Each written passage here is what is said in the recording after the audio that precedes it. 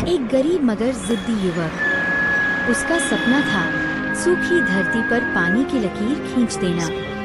विवेक दिन रात खेतों में मेहनत करता, मगर उसकी कोशिशें जैसे रेत में पानी की तरह गायब हो जाती।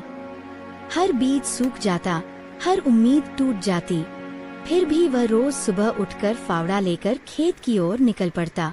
उसके पिता की पुरानी झोपड़ी अब बस मिट्टी की दीवारों पर टिकी थी। एक दिन तपती दोपहर में विवेक के बचपन के दोस्त रवि ने खेत में पहुंचकर कहा, अरे विवेक, तू फिर इस बंजर मिट्टी में उम्मीद बो रहा है? गांव वाले कहते हैं तेरे खेत से तो धुआं भी डरता है निकलने में। विवेक मुस्कुराया। रवि, मिट्टी मरी नहीं है, बस थकी है, और मैं इसे फिर जिंदा करूंगा। जब तक सांस है कोशिश जारी रहेगी। रवि ने सिर हिलाया। तेरा यह पागलपन ही तुझे खास बनाएगा। शाम को विवेक घर लौटा तो उसकी बूढ़ी माँ सीता देवी चूल्हे के पास बैठी थी, मगर चूल्हा ठंडा पड़ा था। बेटा, आज फिर कुछ नहीं होगा। विवेक ने हल्की मुस्कान दी। अम्मा, मिट्टी में जान है, बस वक्त थोड़ा बेरहम है। बेटा, भूख वक्त नहीं देखती। माँ ने धीरे से कहा। अम्मा, मैं आज कुछ नया करूंगा। कुछ तो ऐसा होगा जो किस्मत को पलटेगा। सुबह विवेक लकड़ियाँ लाने के लिए पास के पहाड़ की ओर चला गया। रास्ते में उसकी मुलाकात नैना से हुई, जो बचपन से उसकी दोस्त थी और अब गांव के मुखिया की बेटी थी। विवेक, आज फिर अकेला निकल पड़ा? सूरज तो सिर पर चढ़ा है। वह बोला। अम्मा के चूल्हे के लिए लकड़ियाँ चाहिए थीं। अब खेत तो जल नहीं रहे, चूल्हा ही जलाऊं। नैना मुस्कुराई। तू बदल जाएगा एक दिन, और जब बदलेगा तो ये पूरा गांव तेरा नाम लेगा। काश तेरी बात सच हो।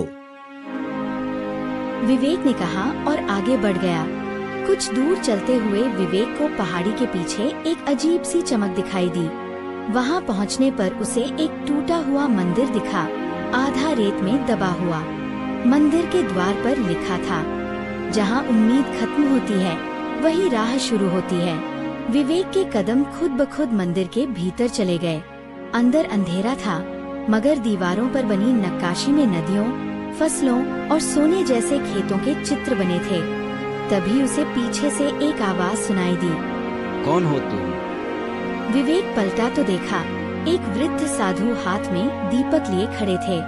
मैं एक किसान हूँ जिसे अपनी मिट्टी से प्यार है, विवेक बोला। साधु मुस्कुराए।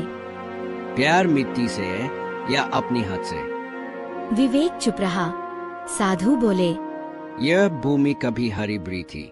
यहाँ एक अदृश्य नदी बहती थी जो सिर्फ सच्चे मन से खोजने वालों को मिलती है।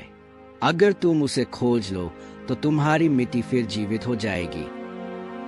लेकिन मैं कैसे ढूंढूंगा? विवेक ने पूछा। जब सूरज ढले और रेत ठंडी हो जाए, तब इस मंदिर के पीछे की गुफा में जाना। वहाँ तुम्हें अपनी किस्मत की धारा मिलेगी। रात हुई। विवेक दीपक लेकर मंदिर के पीछे पहुँचा। वहाँ एक संकरी गुफा थी, जिसके अंदर से ठंडी हवा आ रही थी। उसने हिम्मत की और अंदर चला गया। जैसे जैसे वह आगे बढ़ता गया, गुफा की दीवारों पर चमकते हुए पत्थर दिखाई देने लगे, जैसे किसी ने चांदी की लकीरें बना दी हों। अचानक उसके सामने एक छोटा तालाब नजर आया, जो नीली रोशनी में चमक रहा था। विवेक ने पानी को छूते ही देखा, पूरी गुफा जगमगा उठी और सामने एक नीली घोड़ी खड़ी हो गई, जिसकी आंखें मोती जैसी थीं। तू डर मत, मैं नीरज नदी की आत्मा हूँ। सदियों से इस भूमि में बंद हूँ। जिसने मुझे जगाया उसकी किस्मत बदल जाती है, लेकिन एक शर्त है, जो चाहेगा उसे देना भी होगा। विवेक ने कहा।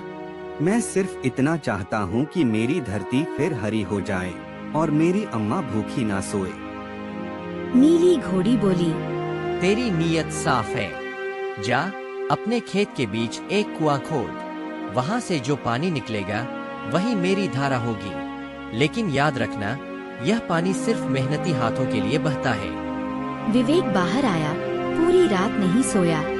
सुबह होते ही उसने गांव वालों को बुलाया। मुझे इस जगह कुआं खोदना है। गांव वाले हंसे। अरे यहाँ तो सालों से कुछ नहीं होगा, तू बावला हो गया है। लेकिन विवेक ने हार नहीं मानी। 3 दिन 3 रातें वह खुद फावड़ा चलाता रहा। चौथे दिन जब सूरज उगा तो अचानक मिट्टी के नीचे से पानी फूट पड़ा। पूरा गांव दंग रह गया। धीरे धीरे वह पानी खेतों तक पहुंचा। बंजर जमीन में हरियाली लौट आई। धूपगढ़ का नाम अब दूर दूर तक फैल गया। विवेक अब गरीब नहीं था, बल्कि पूरे क्षेत्र का सबसे सफल